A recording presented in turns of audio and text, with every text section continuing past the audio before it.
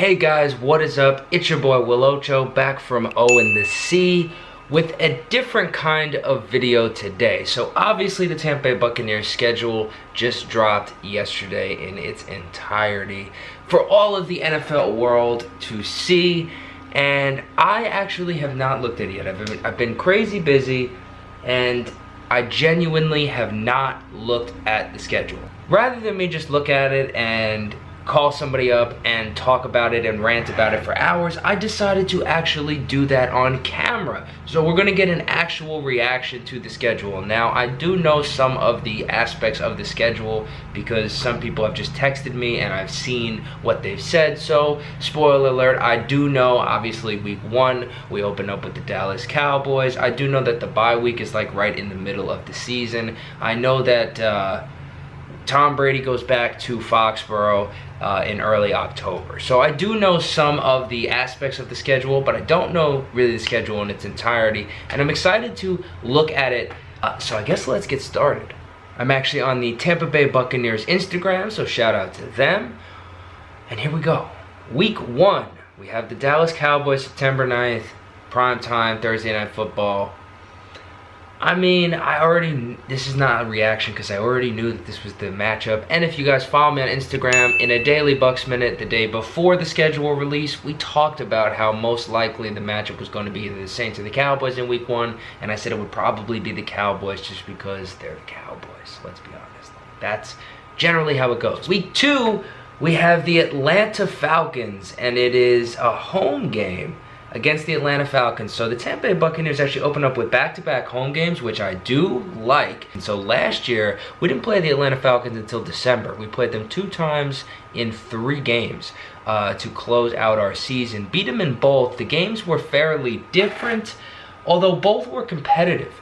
The Falcons really were whooping the Bucs in the first half of the first game we played last year. It was a very frustrating game, actually, and then the Bucs come back, the huge comeback, the Falcons blow another lead, and the rest was history. Second time around we played the Falcons, we busted out the badass all pewter alternates. That was actually the first time we busted out the pewter alternates at home during a day game. Fun little fact there for you. In that game, it was much closer than the final score would depict. At one point, the Bucs were only up 3, and they had a 3rd down and crazy long, like I'm talking like 3rd and 20 or something like that. And Tom Brady winds up lobbing it up to Chris Godwin, who makes a heck of a play on the ball. And the Bucs wind up getting a 1st down, scoring, and then they wind up really stopping the Falcons the rest of the game and continuing to score. And the end result looks lopsided, but at one point the game was actually within reach for the Atlanta Falcons. So the Falcons do play us tough. I would say their offense is consistently no joke. Now, it will be different. New offensive coordinator, all new like schematic style probably coming from the Falcons this year, and it'll only be week 2, so who knows how, in a rhythm they'll be with it. I'm not here to say Matt Ryan is great by any means. I do not think he's a great quarterback, but he is definitely a pretty good quarterback, and he does have some solid moments out there for sure on the field. So that could be tough. Obviously, Kyle Pitts, it'll be his 2nd game. That's a little worrisome because Pitts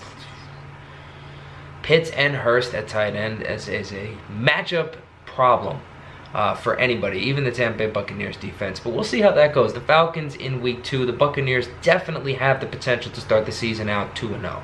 Week 3, we have the Rams, 4:25, and it's on the road. So the Rams, the last time we played the Rams obviously was last year, prime time in Tampa.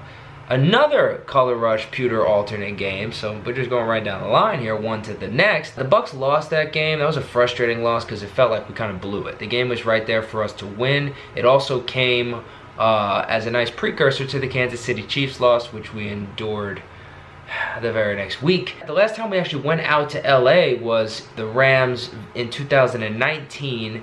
Mike Evans scores, and the Ndamukong Suh winds up closing out the game. He ices the victory for us with a fumble recovery for a touchdown. That is going to be a tough game, maybe one of the toughest on our schedule because the Rams are no joke. And now with Matthew Stafford, You know, I honestly think that takes the Rams up a whole notch. I really do. And no disrespect to Jared Goff. I don't even think Jared Goff's necessarily a bad quarterback, but Matthew Stafford is so much less limiting, I think, than Jared Goff. And the Rams, I do think going into the season, out of any team in the NFC, the Rams worry me maybe the most. They could be the Buccaneers' biggest challenge to get back to the Super Bowl. We genuinely may have to get through the Rams in the NFC. Week 4, that's the Patriots game. Listen, this is going to be one of the most exciting games of the whole season, and not just for Bucs fans or Patriots fans or Tom Brady fans, but just the NFL in general. This game is going to be crazy hyped. It's going to be a ridiculous amount of pressure on Tom Brady and on the Bucs, and then on Belichick and on the Patriots. You know, this is a big-time legacy game. Although for the actual totality of this season, it may not be that important. All-time career legacy game for multiple people. Definitely going to be an atmosphere probably like no other this season. So that'll be super exciting. As far as the Bucs' chances to win it, it's tough. I don't know. You know, the Patriots are kind of a wild card this year, especially you don't even know who their starting quarterback is going to be. Is Mac Jones going to be good enough to beat out Cam Newton immediately? Will Cam Newton maintain the starting job for a little while or potentially the whole season? Who knows? If I had to guess, that's going to be a very, very tight game. I don't think either team is going to run away with it. I do think Bill Belichick against Tom Brady. I don't know that Belichick would have Brady's kryptonite per se, but if there's anybody out there who knows how to stop Tom Brady, you would think it should be Bill Belichick. So that'll be an interesting one. Definitely going to be a fun game to watch for sure. That's week 4. Let's go to week 5. Week 5, we go back to Tampa, and this one kind of bums me out on multiple fronts.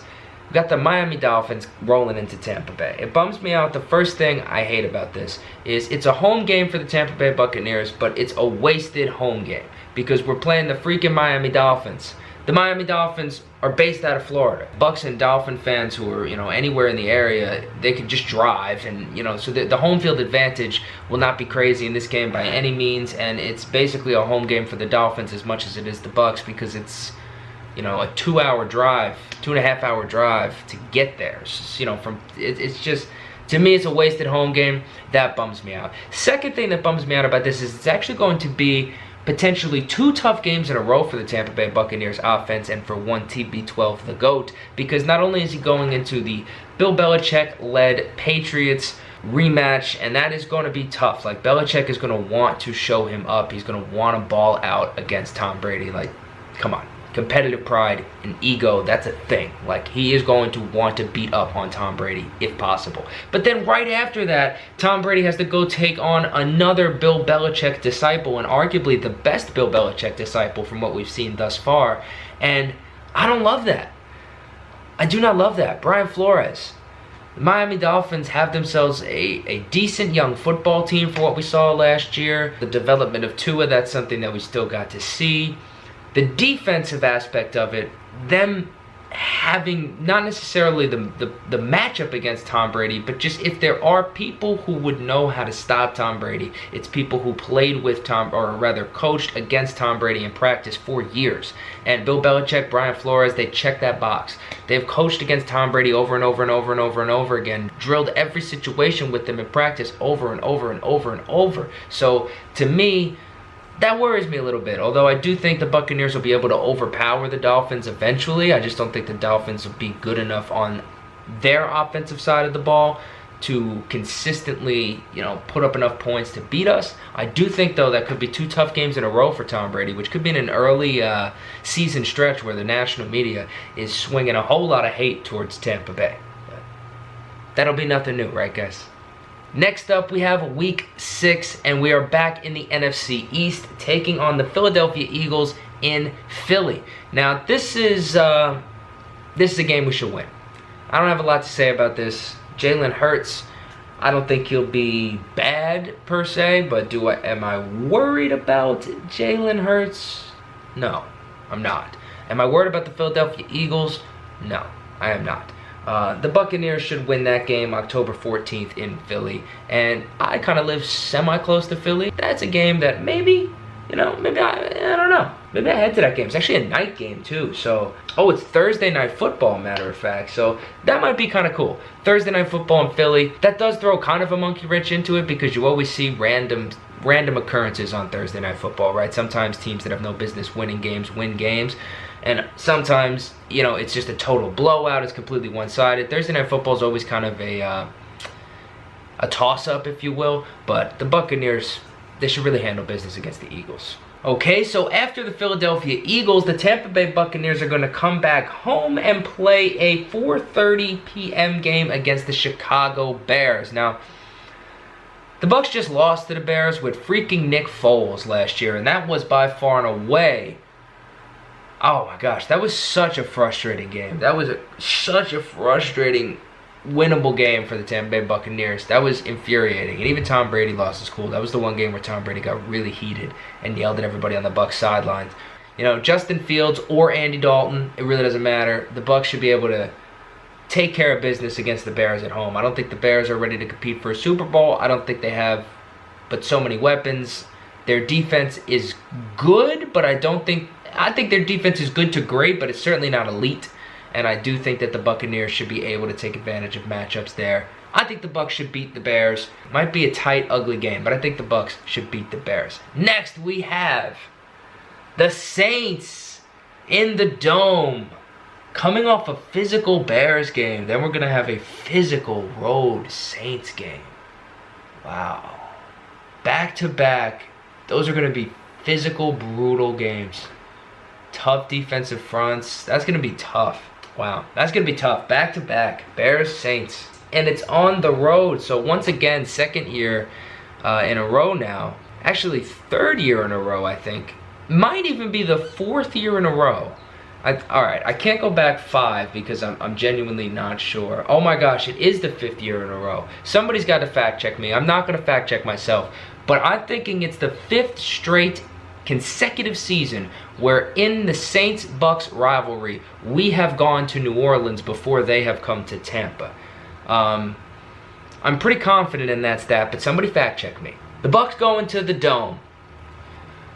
This will be interesting. Now, a couple things. At this point in the season, I think Jameis Winston will be the starting quarterback. I think he's going to start as the starting quarterback, and I don't think he's going to lose that job. So I think he'll be the starting quarterback, barring injury, of course, because injury could always, you know, change anything. But I think Jameis will be the starting quarterback, and he should be well ingratiated into the offense because it's about halfway through the season at this point. So Jameis is going to be the starting quarterback, and we're gonna have to deal with that. I think this is a tough game for the Bucs. I think the Saints are no joke, even without you know, Drew Brees. People want to just kind of brush them under the rug, like, man, whatever. It's the Bucs division. This is going to be easy money. I do think the Bucs will win the division, for sure. But that doesn't change the fact that the Saints are a good matchup against the Bucs. For the Saints, they have a lot of the pieces that it takes to beat us, the kind of pieces it takes to beat the Bucs. They match up well with us.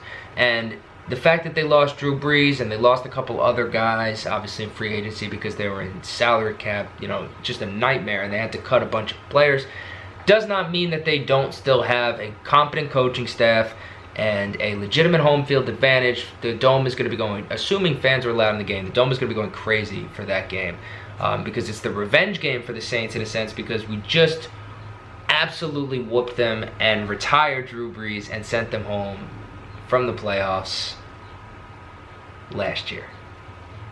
So it's kind of a revenge game for the New Orleans Saints. The place is going to be just hopped up, and I do think Jameis is going to be hopped up. And I don't know if that's good or bad for the Bucs, to be honest with you, because all the years Jameis played for the Tampa Bay Buccaneers, I have literally no idea what to expect from him still. He could be outstanding in this game, and I mean lights out, like a shootout with Tom Brady, go toe-to-toe with Tom. He could be terrible. Jameis Winston could be so hopped up, he could have one of his worst games of his entire season. He could be on a tear going into this game and just throw 3-4 picks in this one game because he could be so hopped up. I have no idea what to expect from Jameis in this one. I do think, though, he wins and loses the game. for both sides, because if Jameis plays really well, this is going to be a tough game for the Tampa Bay Buccaneers, because the Saints defense, although we can move the ball against them, have success against them, they do pose a legitimate threat, a legitimate challenge, right? And the Saints offense is talented. They have guys who can make plays. So the Bucs defense, although we can hold them down, we've shown that ability to hold them down. If Jameis Winston pulls out a heroic effort, could be enough to will the Saints to a victory. It's going to be a tough game for the Bucs for sure. The one thing I do like about it, though, is it's going into the bye week. So for the Tampa Bay Buccaneers, you know you're coming back home. I feel like the mentality of it is you're going on the road, but then you know you're going home to almost a mini vacation after that New Orleans game. So you really want to have a good taste in your mouth. The last thing you want to do is lose to your arch nemesis and then go sit and think about it for 2 weeks. That's not what you want to have happen. So there's going to be that extra boost and that extra motivation to really get the win so we can go into the bye week on a positive. Then, of course, we have the bye week. I liked our bye week late last year a ton. I think that later bye week, better bye week, right? The later you have the bye, the more of an advantage I think it gives your team. Especially if you're a playoff team. You know, if you're a team that knows you're going to the playoffs or is most likely slated to be in the playoffs, you get that late bye week where you can just rejuvenate yourself and get yourself ready for the, you know, the stretch run. I think that's everything. I think that played a huge part in the Bucs' success last year. Bye week this year, it's not as late, not even close, but it is not early, right? We have a week 9 bye. So that's pretty good. I mean, we can't complain about that, right? There's teams out there that have super duper early buys. I cannot stand having a bye week like week 6 or something like that. To me, it's such a waste. So getting that bye week after the Saints game, which is no doubt going to be a physical game where the Bucs get beat up a little bit. It could be emotionally and physically stressful. So get that bye week in there. I like the placement of the bye week. I don't love it, but I do like it. It definitely could have been worse. Next, we have the Washington football team. So a rematch from the playoffs last year again. Coming out of the bye week to the Washington football team. I mean, it's a 1 p.m. game against the Washington football team. Now, I will say at this point, who knows who the starting quarterback of the football team is going to be this late in the season. It could be Fitzmagic. He could have already lost his job, so it could not be Fitzpatrick. It could be Taylor Heineke. What if he shows up and actually plays well? I have no idea what to expect from the Washington football team's quarterback room, as I feel like nobody really knows if Ryan Fitzpatrick is on the roster. Anything is possible, near and far. That being said, regardless of who the starting quarterback is, the Bucs should win this game. It's a 1 p.m. game against the Washington football team. This game, although they're a decent team, I'm not trying to knock them, they're not a Super Bowl contender, and therefore they're not the kind of team the Bucs should drop a game to if they're serious about being a Super Bowl contender. Like, it just should not happen under any circumstance. But it will be fun to see Fitzpatrick again. See the boy, get the beard. I love it. Fitzmagic. Next, we have the New York Football Giants. So back-to-back NFC East games. This one's back home. And is it just me, or do the Tampa Bay Buccaneers play the New York Giants like every single year? I understand it's how the schedule goes. You know, it's all an algorithm, it's a formula, whatever, and it just keeps coincidentally happening that way. But it's literally every single year we play the New York Football Giants. And it just kind of bounces back and forth from Tampa to Jersey, and Tampa to Jersey, and Tampa to Jersey. But the good thing is I get to go to the games that are in Jersey because, you know, I live over there. This one is in Tampa, and again, this is another one, even though the Giants, and this is another primetime game, it's actually a Monday night game, ESPN. Even though the Giants last year in primetime, Sunday Night Football, if I'm not mistaken,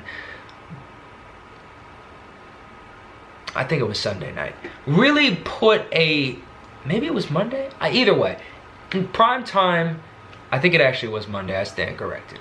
Either way, primetime night game last year, the Tampa Bay Buccaneers traveled to play the New York Giants, and it was a tough game for the Bucs. The Giants played very well. They played hard, fought to the very end. The Bucs looked out of sorts for most of the game, but were able to just kind of eke out a victory.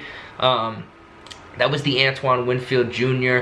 pass interference, not pass interference game, and we can get into that debate some other day. But that was a tough game for the Bucs. That was also the first ever game, another fun fact about the jerseys, that was the first ever game the Tampa Bay Buccaneers sported their new red uniforms with the pewter pants. That had never happened before up until that moment last year, so cool beans. Although I don't think Daniel Jones is great, I also don't think Daniel Jones is bad. He seems to play well against the Tampa Bay Bucs though. And he, at the very least, not that he balls out against us by any means, but at the very least, he stays in these games. Like, he does stay in these games against the Bucs. So, you know, am I worried? I would say I'm more worried about the Giants than I am about the football team. But the Bucs, again, Super Bowl contender. The Giants, maybe a fringe playoff team in a weak division. The Bucs should beat the Giants. That's a winnable game, and it's one that the Bucs should win, especially coming home. It's first home game for the Bucs in a while. Next up, we have the Indianapolis Colts. November 28th, 1 p.m. on Fox in Indianapolis. This is a tough one because I don't really know how Carson Wentz is going to respond to a new team, new environment, new organization. I do know, obviously, he's got his old coach, but I don't know. You know, can he bounce back from how bad he was? I'm not sure. If Carson Wentz is good this year, healthy and productive for the Colts, this will be a tough game and one of the toughest on the schedule because the Colts have a very well-rounded team. They've got talented guys, a lot of depth. You saw last year with Phillip Rivers, with just pretty good quarterback play, they were a very good team. So if Carson Wentz can give them that, that'll be tough. The thing is, I'm not 100% sure that he can. I don't know what Carson Wentz really has left in the tank. My expectations for him are not necessarily through the roof, but I do think he has potential to do something. So it'll be interesting to see. That is definitely a tough game, though. One of the tougher games, I'd say, on the schedule for the Bucs. As we come up on the home stretch of games, let me know in the comments down below, guys. Is this a kind of video that you like? I don't have the normal setup, and I'm just kind of doing like an off-the-top reactionary, almost, I guess I would call it like a live video. Of course, it's not live and it's going to be edited, but it's just me sitting down and just looking through the schedule and kind of reacting to it versus normally I would kind of think through what I'm going to say. Let me know what you guys think in the comments down below, and we could definitely do more videos like this and then maybe even do actual live videos like we could have done this potentially live. So let me know what you guys are interested in seeing. Give me the feedback. I love to hear it. As we go into the final stretch of games, I know for a fact we have two Panthers games left, a Falcons game and a Saints game, I think. Definitely a Saints game, definitely two Panthers games, and I think a Falcons game. So that's going to be nuts way to end the season. Oh, man. I don't love that. I do not love that. Let's see. Okay, so December 5th, 1 p.m. Fox is Atlanta in Atlanta. Now that is... Again, I kind of feel like the same thing I said last time. That's a game that, you know, it worries me from a sense. The Falcons are no joke. Matt Ryan has the ability to put up points. Like I said, the Bucs should win that game. It's a division game, though, so anything's possible. But the Bucs should win that game. We should beat the Falcons. We're a better team than the Falcons. But the Falcons do worry me. They're always, like, sneaky. You know, they're sneaky. They're a sneaky team. Matt Ryan's a sneaky guy. Next. The Buffalo Bills coming to Tampa. This is a tough one here. This is also, it's a 4:25 game. So not a primetime game, but kind of a primetime game. The Bills coming to Tampa. That's a tough one. That's definitely going to be one of the tougher games on the schedule. Now, I mean, the Bills, yeah, it's going to be a tough one. Yeah, it's going to be a tough one. Josh Allen, he could make some plays.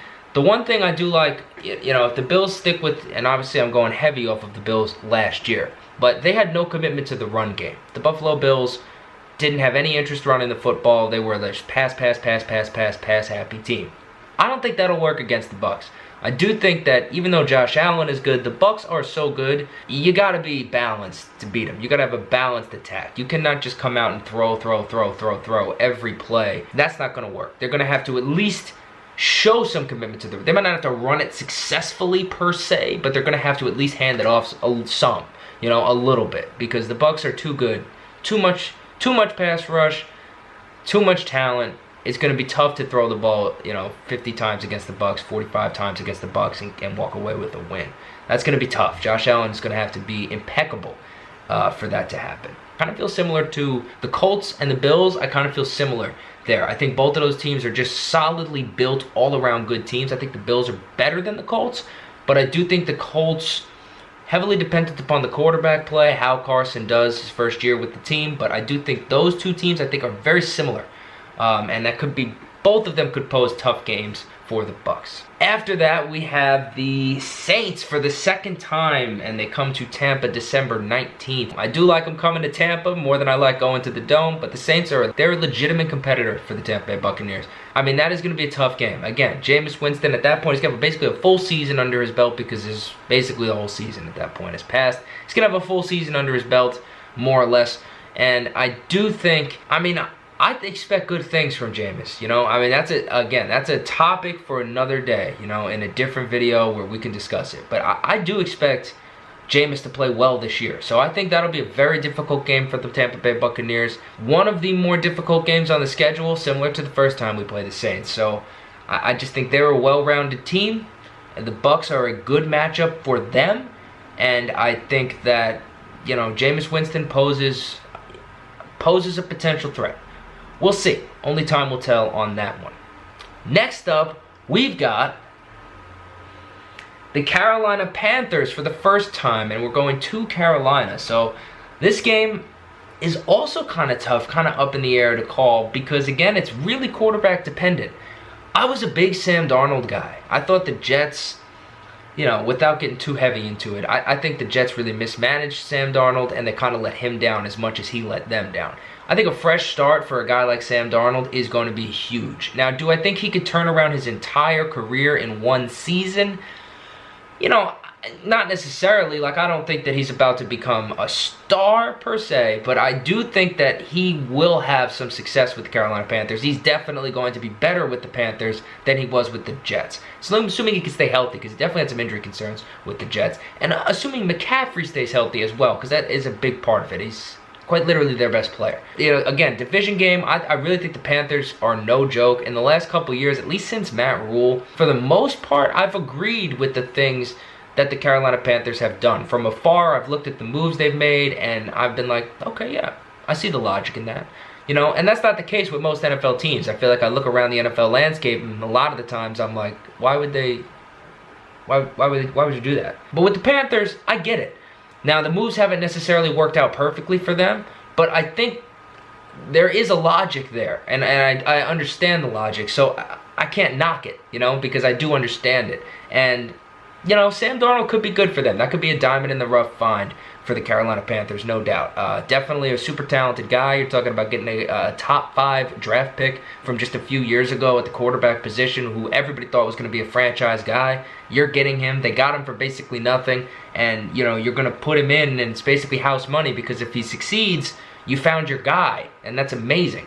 And if he fails, you could just throw him to the wolves like the Jets did, and it's really no sweat off your back. So I think for the Bucs, that could be a tough game. The Panthers, I don't think they're a joke by any means.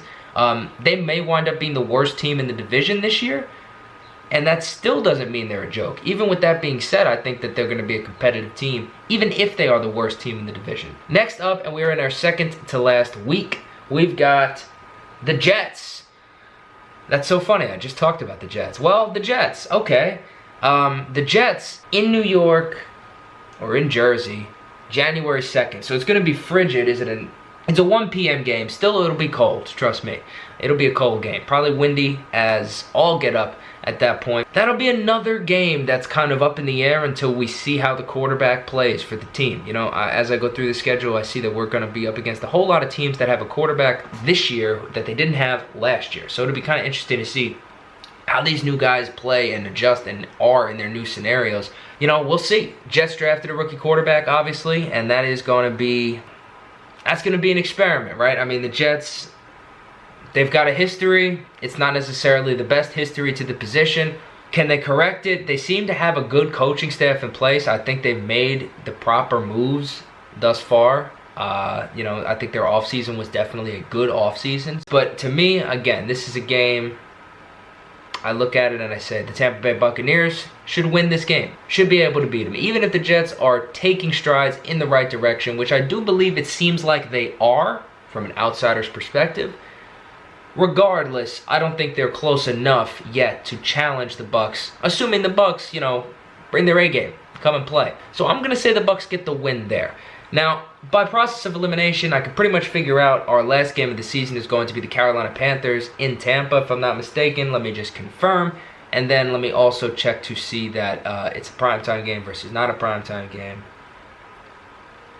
Yeah, our last game is not a primetime game, and it is the Carolina Panthers coming to Tampa. So again, same thing that I said earlier with the Panthers game. Again, this is all dependent upon how Sam Darnold plays and his health. You know, the Panthers are no joke. So I really don't think there's anybody in the Bucs division who should be taken for granted competitively. I think they can all hang with the Bucs at any given moment from certain aspects. I think the Bucs are by far the best overall team. However, in division games, usually, you know, it's closer than a normal game. Just organically, it's closer. And then on top of that, I think all of these teams have big play potential, right? I look at the Saints with Jameis Winston, and we've seen it firsthand. Jameis Winston could put up 30, 40 points. It's possible. You know, he could also put up 7 points. You know, who knows? Like, you just don't know. But it's possible that he scores a ton of points at any given moment. I look at the Panthers. Sam Darnold has the ability to explode onto the NFL scene. All the talent in the world. He could do it. It's possible. They have McCaffrey, capable of blowing up at any point. He could house it from anywhere on the field. And then the Falcons. That's an offense that, at the very least, you got to give them credit. They're explosive. They can score. So, to me, I don't think the teams are better than the Bucs at all. I think the Bucs are easily the best overall team in the division. But I do think the offenses in the division have the ability to keep pace with the Bucs in certain circumstances, depending on how the game flow goes. And, you know, if everything plays out right for them, they could definitely beat the Bucs. They have the ability to do so. So that is the whole schedule, guys. I think, if I remember correctly, we gave the Bucs mostly wins, which is not surprising. But I think there were 4 or 5 games at the most where I was kind of like, let me look through really quick at a recap, see if there's anything else we've got to talk about, right? I said the Rams, that was going to be a tough one. I said the Patriots would be a tough one. I said the Colts would be a tough one. The Bills would be a tough one. The Saints, and then the Saints. So that's 6 games that I think are going to be tough. Between the Saints, Falcons, and Panthers, that's going to be 6 games. I think the Bucs will lose at least one of them, and maybe 2. I don't know who's going to beat us per se, but I would say we're going to lose 2 division games this year. I see the Bucs going 4-2 in the division. I think we could lose 2 to the Saints, or we could lose 1 to the Saints and 1 to the Falcons. I think we're going to beat the Panthers both times that we play them. The Falcons worry me a little bit, though. You know, it all depends on the new coaching staff, how they come in and, you know, get the team ready. And I guess it could be a totally different look, but the addition of Cordell Patterson, I just remember what he did to the Bucs with the Bears last year. I just have this vision in my head of Cordell Patterson. He's going to go to the house, like, against the Bucs for sure. So that's an extra 7 given to Matt Ryan, Kyle Pitts, Julio Jones, Calvin Ridley. Like, the last thing we needed to give that offense, Hayden Hurst. The last thing we needed to give that offense was another 7 points. You could book it right now. Cordell Patterson is going to house it. He's going to have a big return against the Bucs this year on a kickoff.